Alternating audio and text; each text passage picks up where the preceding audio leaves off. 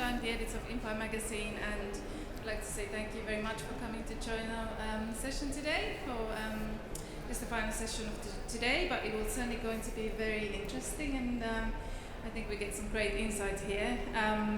We have a brilliant panel today. Obviously, a great range of companies, and Iberia is an airline. Would you all like to say a few words about yourselves and your roles at the company? Okay.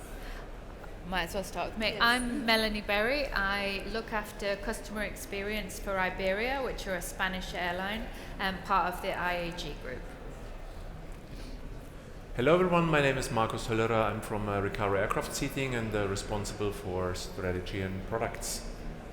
Well, hello everyone, my name is Alejandro Nuñez and I am the CEO and founder of a startup that develops double-decker economy class seating. You'll hear a lot about it in the next few days because we are everywhere, so welcome to our stand. Hello everybody, I'm Brady, Chief Exec of Unum Aircraft Seating, a business class startup. Formerly, I worked at Acro with this handsome fella here. Thanks, Chris. So, hi everyone, Andy Jones. I'm the Technical Director for Acro Aircraft Seating, mainly doing economy seats, but also premium economy at the moment. So, yeah, that's me.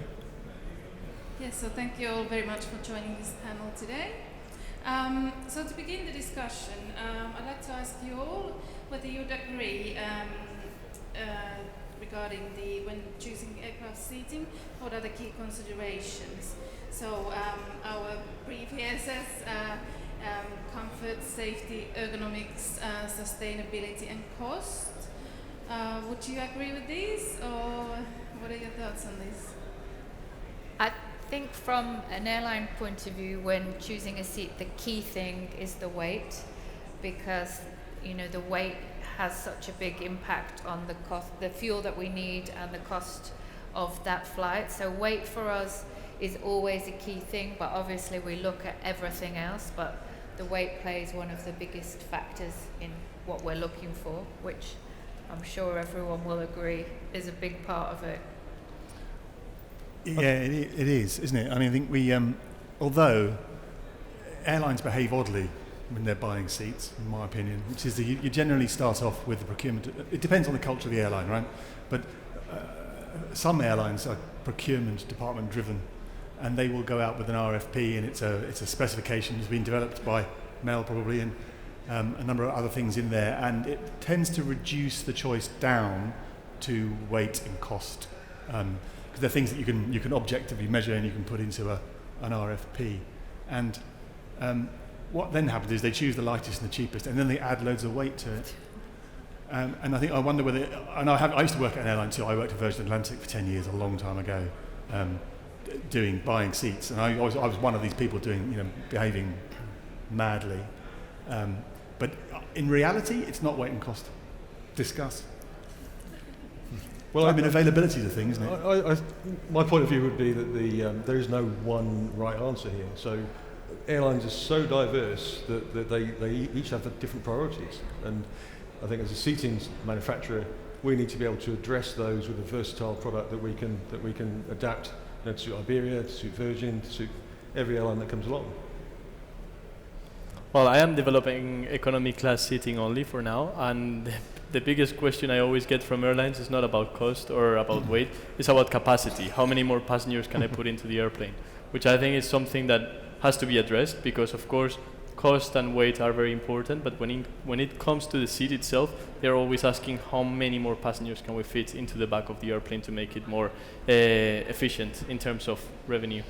I don't know what the airline thinks about this, but that's the question I always get when they come and talk about my seat. Yes, and Markus, what would you say are some main requirements when you talk to airlines? Yeah, I think the group has already mentioned quite a few of them, and obviously cost weight as the most important ones. Efficiency, what Alejandro mentioned, but I think there's coming more to it. So depending on the airline, on the region the airline is coming from, on the actual business model the airline is after. I mean, we at Recaro obviously we're pushing as as the premium seating supplier out there. Obviously, a lot of when it comes to comfort and ergonomics, that's plays a big role in the decision criteria. Customizability also very important to the customer out there.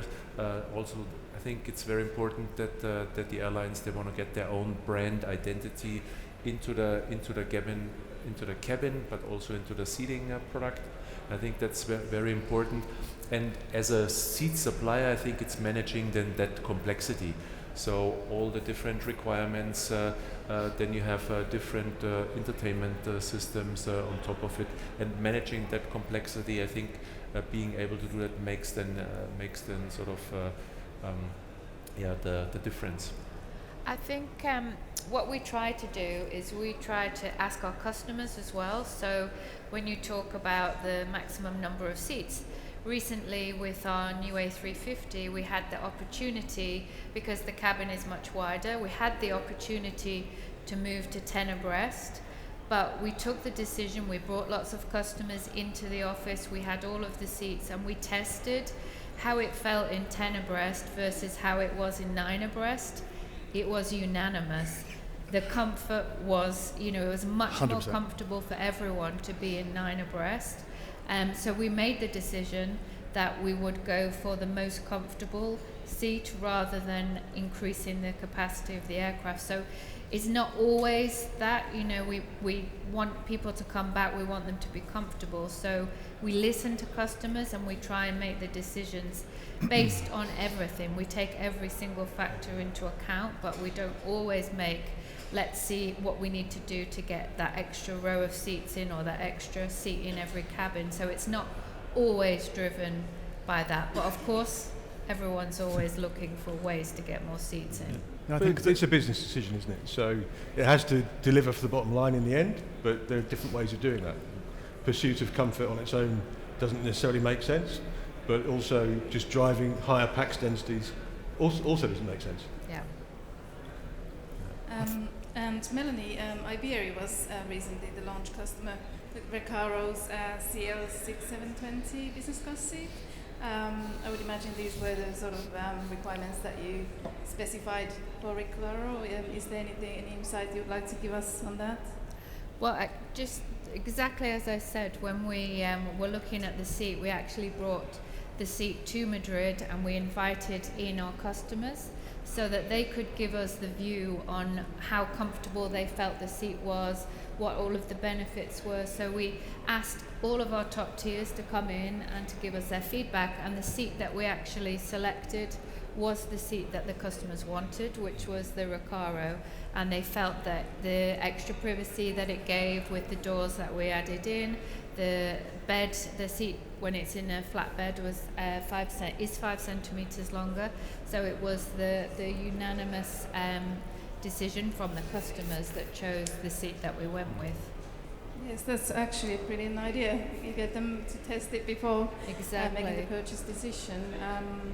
So has there been any feedback since then from customers? Has it been the same? Sort of. Yeah, you're happy with your decision then? The feedback from the customers has been really, really positive. Everyone is really, really shocked by the appearance of the aircraft and the comfort. Because the overall aircraft is wider, it looks a lot different anyway, but the seat, the NPS, the satisfaction has increased by 15 points compared to the rest of the fleet. But the business class seat in particular is doing really, really well. But the rest of the seats in the cabin as well, because we have a wider seat in economy, because we didn't go to 10 abreast, we went to 9, so it's 1 centimeter wider. So it's much, the satisfaction is really improved in terms of comfort. Sure, and of course the key considerations differ when it comes to different classes, whether it's economy, premium economy or business class. Would you like to comment on that? Perhaps we start with economy seats. What do you sort of, what would you put as top priorities? So it's the same variables, the considerations across all the cabin, but the emphasis that the airline will place on which one's the priority obviously changes as you move from economy through to the front of the cabin. If we can shave 10 grams, 50 grams off an economy class seat and multiply that times the number of packs in the cabin, then the impact to the overall economics of flying the plane is quite significant. Whereas for the more premium end of the cabin, obviously weight is less of a priority compared to features and the passenger experience offer that accrues from that.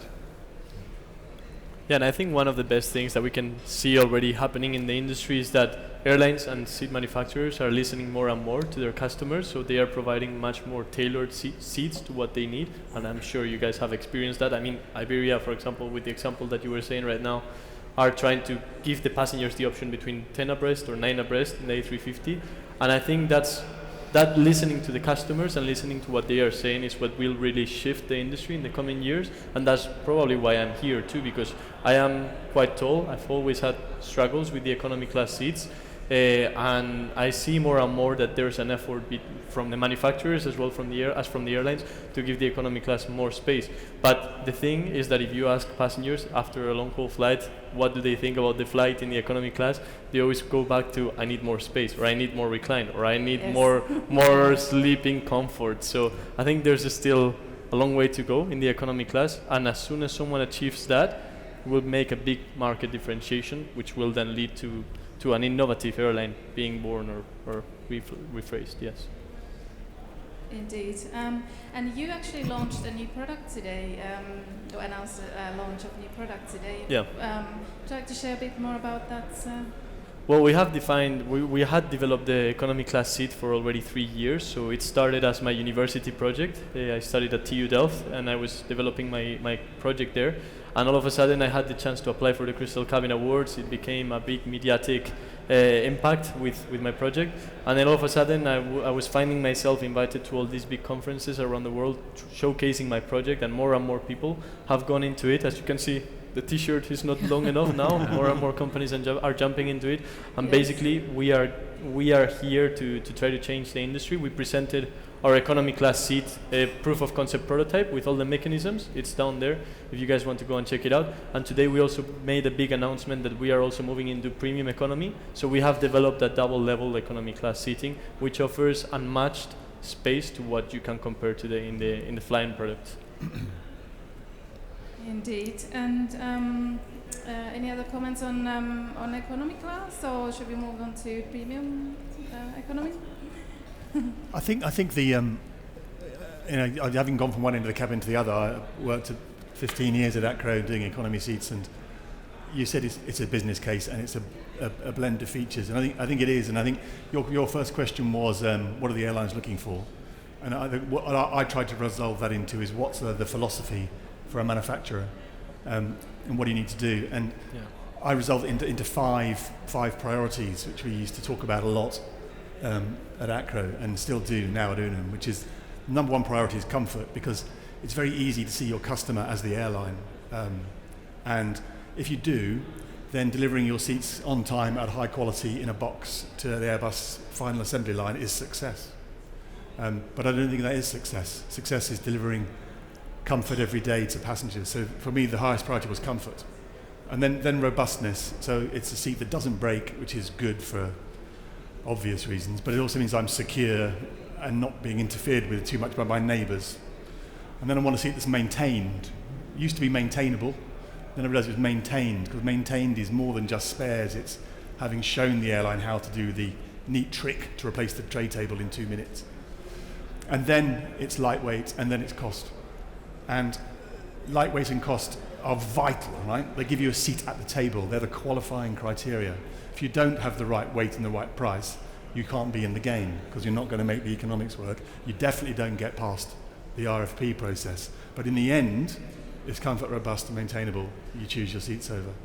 So I think it's and I think what that says is it's about passengers' experience. It's not I don't care what the airlines think. I need to succeed with the airlines because I need to address you, the passenger. So it's I need to succeed with the EASA and the FAA. I must be certified.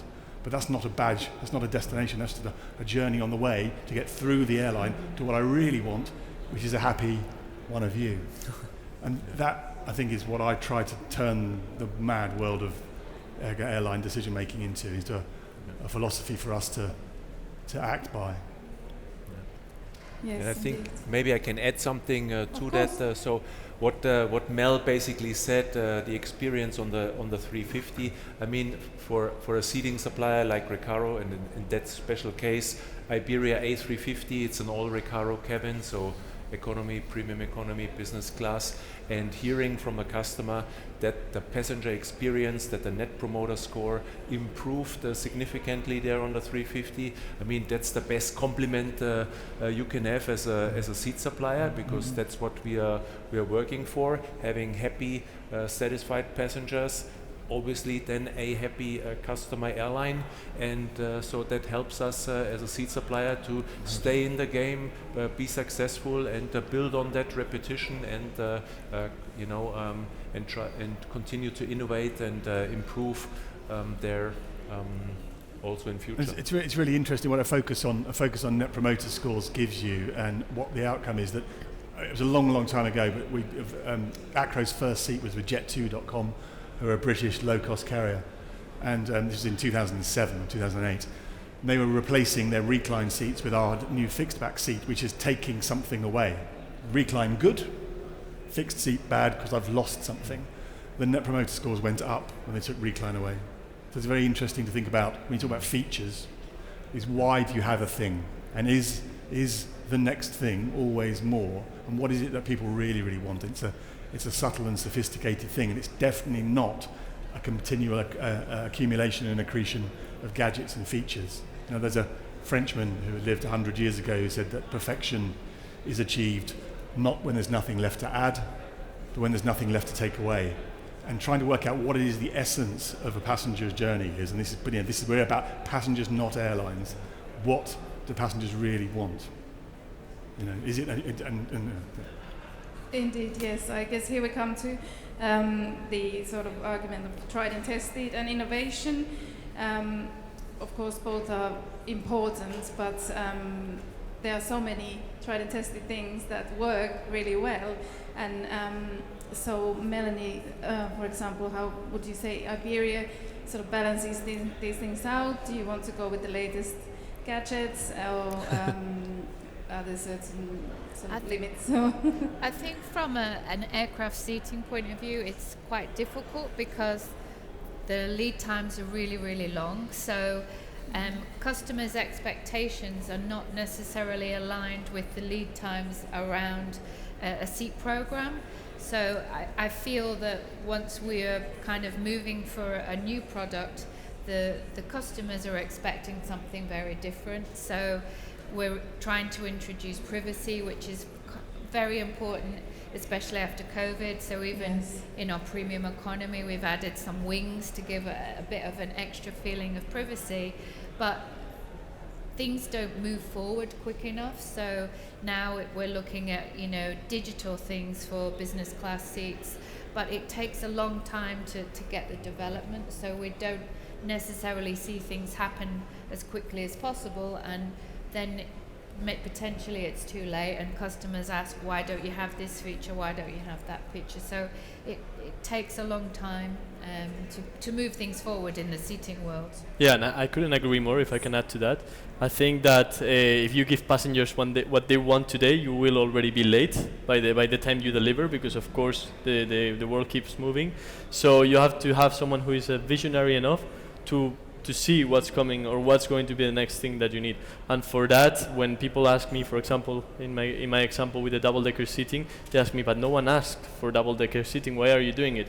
And the phrase I always refer back to is from Henry Ford, actually, which is, if people had asked me what they wanted, they would have said faster horses, but I gave them a car. Now we all will go with cars. So that's what we're trying to do with our double-decker seating. We are providing more space because people ask for more space, but of course you're not going to make the seats with a longer pitch, because then you lose passenger capacity. You're not going to give them wider seats, because then you also lose passenger capacity. So the only solution is to optimize the space which is already there. We don't have a new flying aircraft in the next coming year, so we need to use what is out there already and apply as much engineering and optimization as possible to have more comfort for all the passengers, from the back of the airplane to, of course, the front.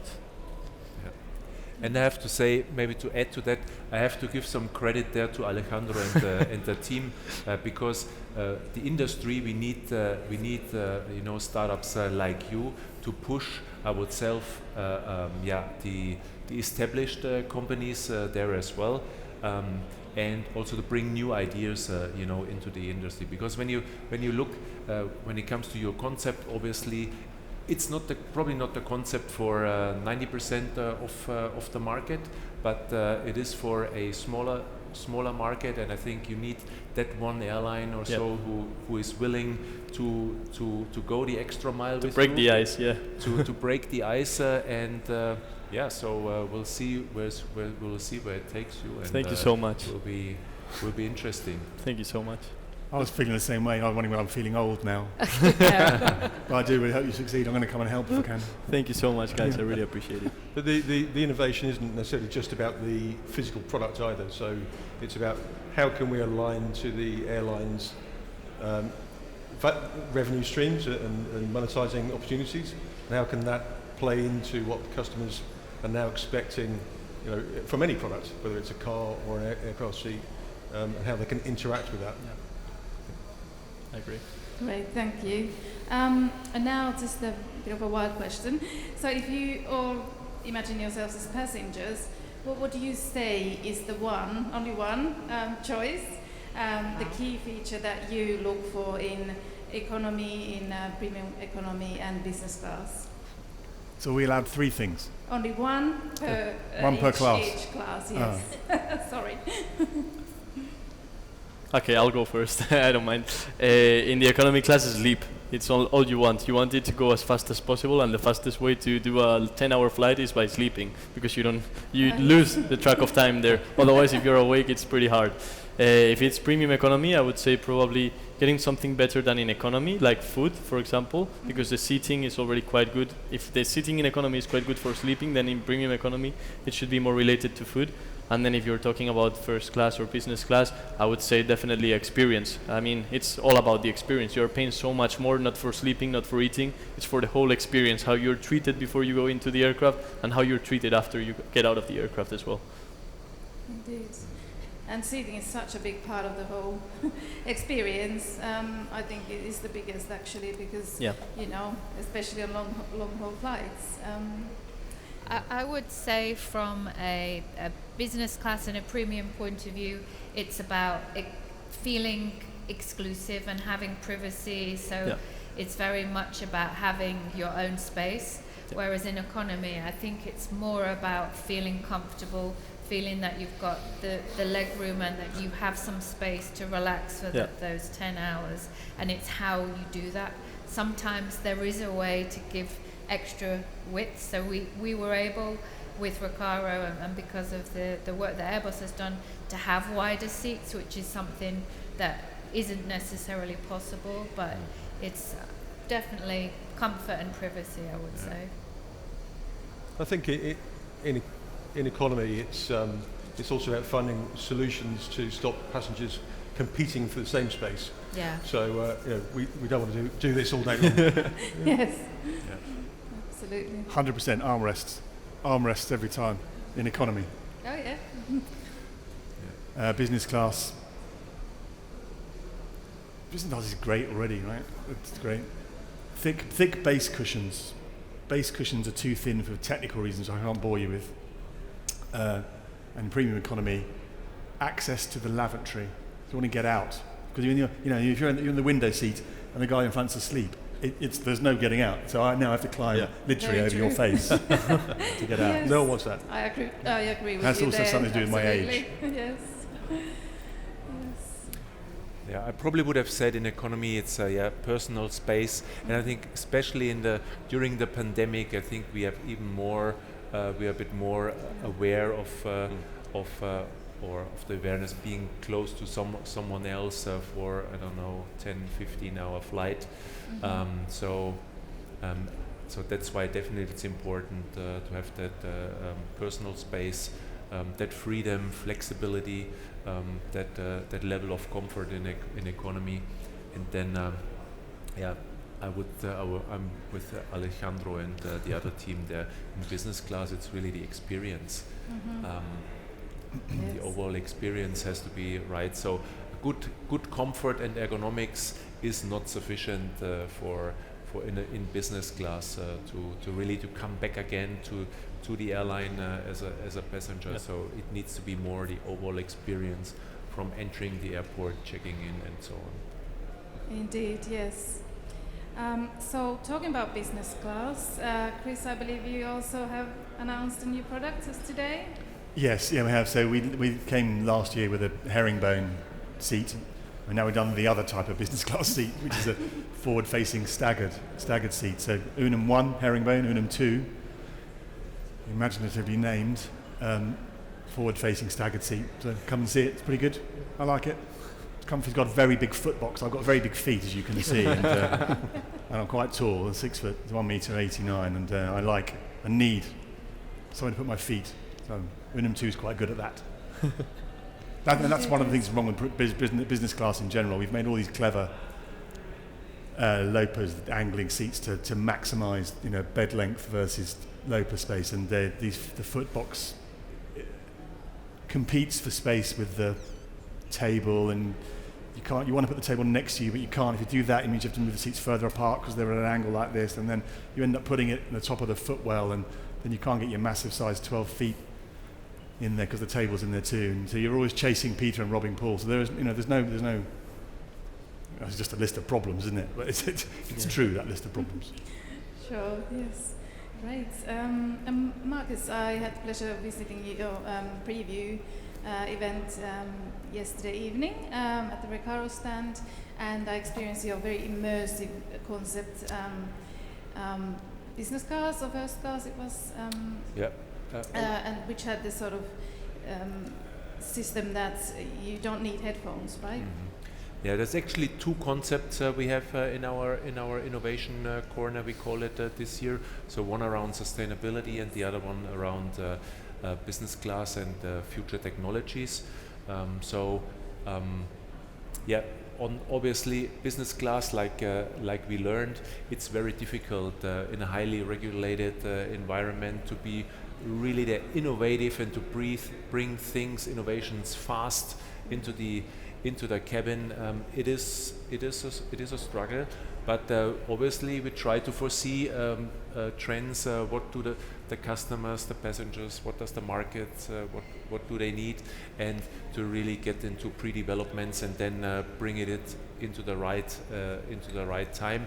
I think especially in aviation, we probably will always be a little bit behind than maybe on ground. I don't think that is going to go away in a hurry, but we do our best on all ends to be really good there, and we have things around lighting. It's a tactile sound what we have there in that concept. Also some active seating there, where you can do some exercise when you sit in the seat by tensioning your muscles, and you even can play games with it. So you can move around certain aspects on the screen, basically via tensioning then up the muscles, either upper body, lower body, and so on, to keep you really active then during the flight. Yes, it certainly was very enjoyable experience. Yeah, that's good. Thank you. So Andy, you've been in product development for many years. What would you say when it comes to comfort? When it comes to comfort, what would you say are Acro's priorities? So, when it comes to comfort, I think we need to recognise that we're all different shapes and sizes, and we need to be able to provide space for people to find their own comfort. So we try to optimise the seat to obviously exploit the cabin environment as efficiently as we can, and I think we've really succeeded with the Series 9. It's taken it to another level, but behind that then it's about then finding ways within the engineering to free that space up. So sometimes that means, as an engineer, I might compromise the structure in order to increase shin clearance, for instance. but that gives a greater challenge for the structure then to obviously to reach a certified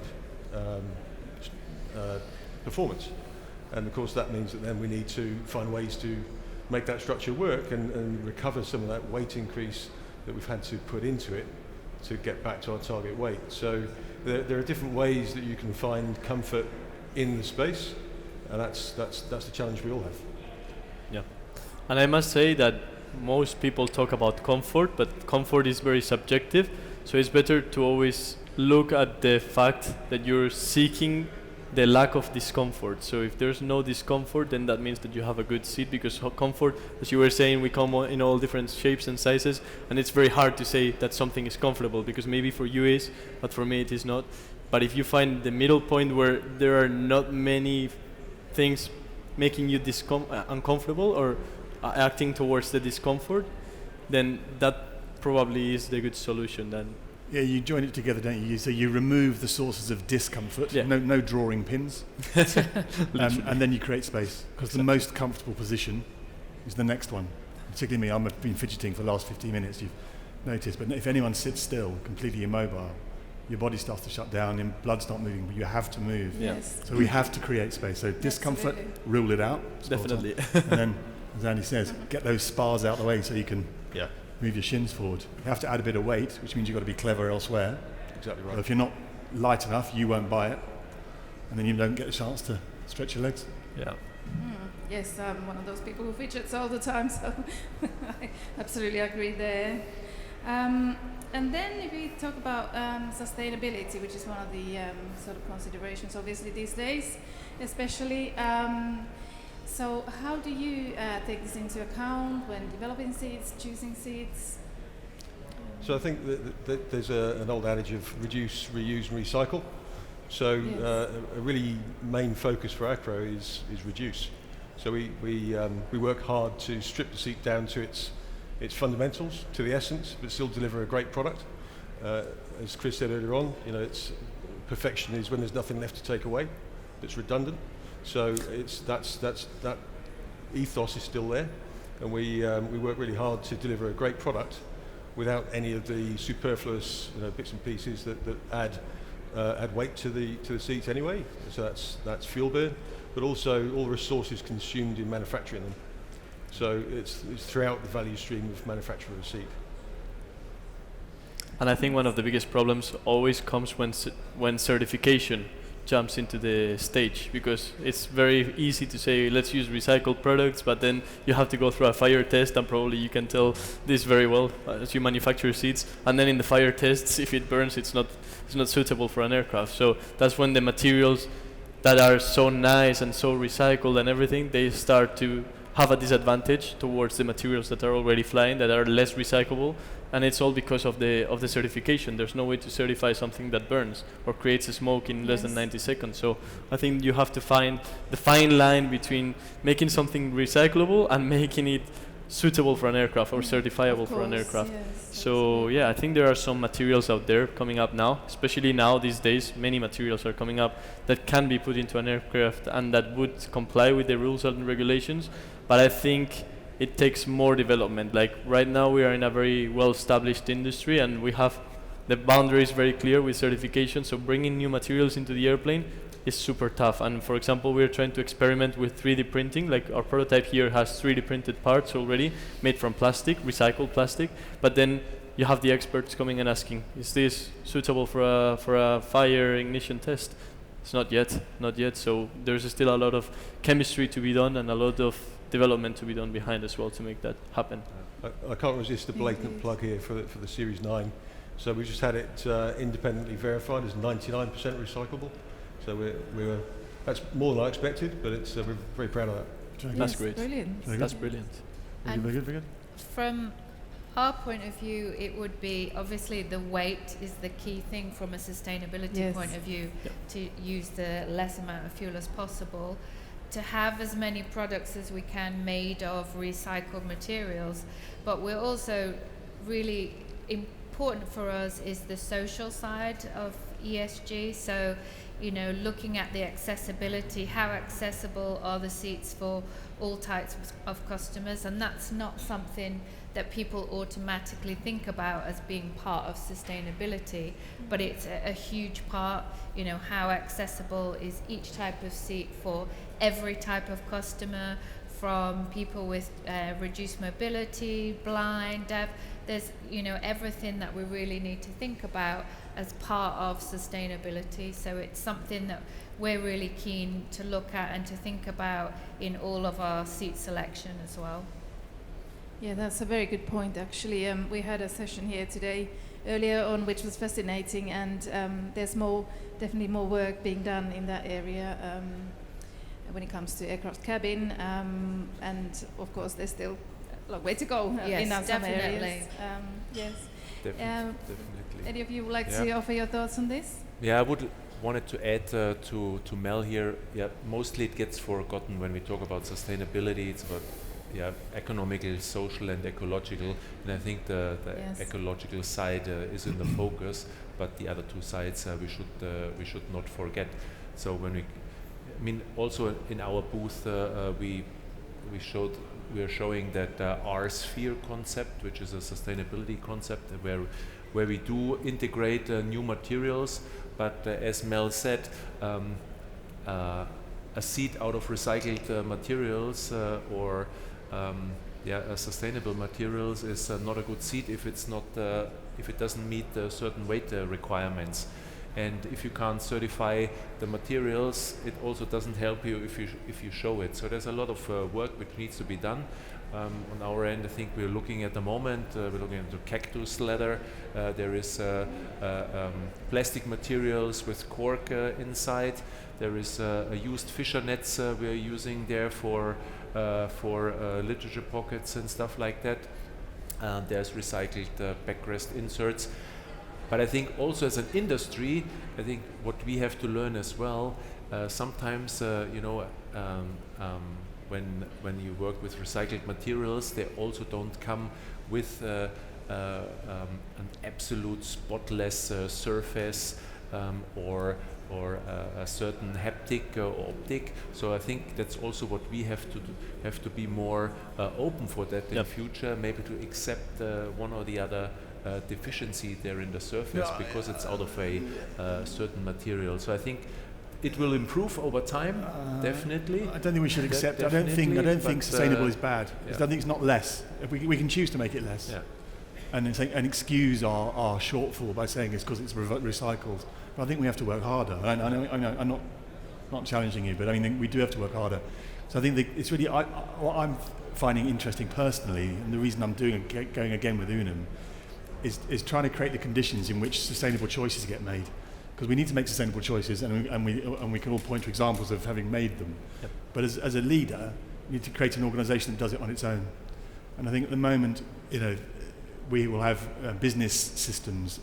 The obvious one in management accounts, right? For 4,000 years we've been creating and perfecting accounting systems. The Sumerians had a go, didn't they? And then here we all now, and everyone knows about their purchase price variance and their budget variance every month. And your business has those systems in it, and what it needs to build alongside those currency variance reports is some kind of sustainability variance, so that you have a target, and then you're measured against hitting it or missing it. So, for the specifiers, is to choose the right materials and to have within your engineering release process time, cost, weight, certification criteria, and now a fifth box to evaluate your change for, which is embedded carbon. Yeah. And then on the procurement side, aluminium is a really funny thing. Aluminium is a lot of energy involved in turning bauxite, which is the rock, the mineral, into aluminium. And if you're smelting that bauxite in a country that produces its electricity from coal predominantly, you can have as much as 13 kilos of carbon in a kilo of aluminium. And if you're producing it from entirely sustainable electricity, it might be as little as 3 or 4 kilos of carbon. So now your procurement department, Andy's specified 100% recyclable aluminium foot, and he's made it as light as it can be. And he's delivered the design side, and then the stupid procurement person goes and buys it somewhere where it's 6,000 miles away. It's using aluminium that's come from a coal-fired power station, and it's shipped back, and some portion are rejected and sent back again. and they're not, but they saved $1, and they got a bonus, and that was not the outcome I wanted as the chief exec. So I want to have this two measures: sustainability index variance and purchase price variance, and you get bonuses for both. If we don't buy things cheaply enough, we don't exist, and somebody else makes a bad seat. So we have to make a profit. So we are worried about cost, as are you. But we're also not. So we've got to find ways of measuring these things and causing these good decisions to be made across the business, because it's not going to be a single silver bullet, some magic technology. Nothing's coming from Silicon Valley to save us from climate change. It's a series of small decisions that we each take every minute, every day, and that's what it's not an aviation thing, it's a business thing. Yes. Right? Yes. And adding to that, if I can add very quickly, Of course. there's a solution already there, but no one is willing to take it yet, which is removing the in-flight entertainment for the economy class. You remove the in-flight entertainment, and you have a bring your own device. Wouldn't it be better not to go? But it's 4 kilograms, from 2 to 4 kilograms per passenger. Better. Cancel the flight. I mean, So your point, you get my point. You can reduce it ad absurdum. So is that the thing you want to do? And So how do you value human experience in it? Or coming from a different generation, I already fly, and I have my iPad, my tablet, my laptop. So I have so many sources of So it's entertainment But that I don't need another screen there. The only thing I do is put them up. And let me ask you guys here, how many of you guys have a tablet or a laptop with you when you travel? Yeah, everybody. I don't watch Everybody. IVR. Everybody. But Being we- 95 or 97% of long-haul aircraft are still delivered with 100% IFE nose to tail. And I know. It's we've mad. actually done quite a lot of research on it, and people right now are not ready. I think it's coming in several years' time, but right now it's definitely not the time. He's a disruptor, you to see. take it We away. need someone to do a bit Yes. of disrupting. Someone needs to lead. You're Because doing- you know, you're doing British, the work British of the Airways future. charge you to choose your seat now. Even in business class, to choose your seat. You can imagine that 5 years ago. If it wasn't for Ryanair, and that would never have happened. So someone, him, needs to disrupt him. So I mean- we the old people catch up, right? Yeah. Absolutely. I Not think looking it- at you, obviously. Or indeed you. No, I- no. I think Right. it will come eventually, but definitely when we've done the research, because we're always trying to make the seat lighter and spend less. So, can we take the in-flight entertainment away? We did a huge piece of research. Yes, there are the next generation, the disruptors, the people that want to do things differently, but not everyone even has a mobile phone. Some of our customers don't have mobile phones, so they come on board, and right now they still expect to be able to watch their movies. In the future, yeah, I'm sure. But those are the few minority now. Like almost Definitely. everyone has a mobile phone. And the thing is that you are carrying from 2 to 4 kilograms more per passenger, per flight. And if that seat is empty, those 4 kilograms are still flying with you. Because it's not only the screen, it's the wiring that comes with it, it's the CPUs underneath. So it's all that extra weight that you guys don't even manufacture. You do the seat, and then someone else puts the screen into the seat, right? So the seat is there, the seat frame, the most important part. But then we are carrying so much extra weight that people is already carrying in their laptop or in their tablet. So, I mean, my generation, I know most of my friends, we all travel economy, and we all use our tablets. And I think in the future years, in the coming years, in-flight entertainment should at least disappear if we're addressing sustainability from a very specific point of view from the passenger. Yes, it's an interesting point of view, and Well, he's right. He's predicting the future. I think even the in-flight entertainment industry thinks it's going to happen, don't they? They're talking about streaming and so on. yeah. It's a question of timing. Wireless He says, "Why not IFE. now?" And we say, "Well, because we've done some surveys." No, you're right. You're The right. only- well, it's a lot of food for thought, certainly. Yeah. The only question is which airline does want to be the first one to Ma- take Iberia. it away. I don't. It's obvious. The So- disruptors. And then the question will be what is going to happen then with the airline. So Fair enough. It's a fair They're enough going to question. be rewarded it's a for their tough call. virtue. Very good point. We'll see. Right, well, I think this is all we have time for. So we'd like to welcome some questions from the audience. the one in the back.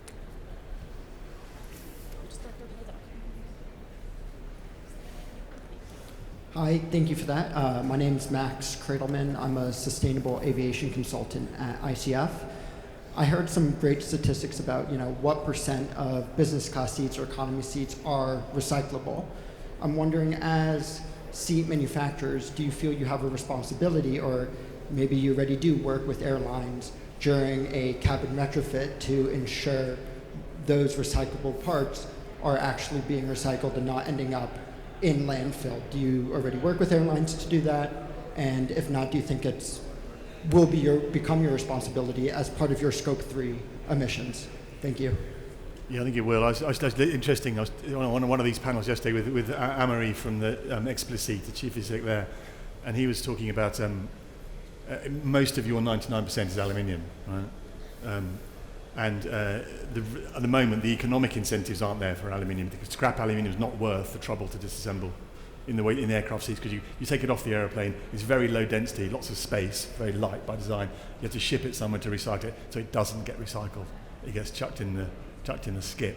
But I think the place we got to yesterday about that was we have to continue to make it recyclable and wait for government to put a carbon tax in so that it gets recycled. Because I think we can't and play our part, right? But at the moment, do sensible things, even though they're not perfect, that are going to allow things to happen when society moves more broadly. I think we've seen that in the automotive sector. So in the automotive sector, exactly what happened.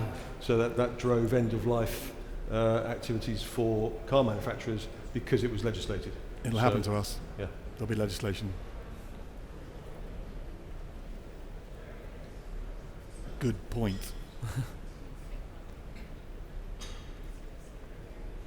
Good afternoon, and thank you very much for your wonderful explanations. And my name is Perry Achem from Air Alliance from Cologne.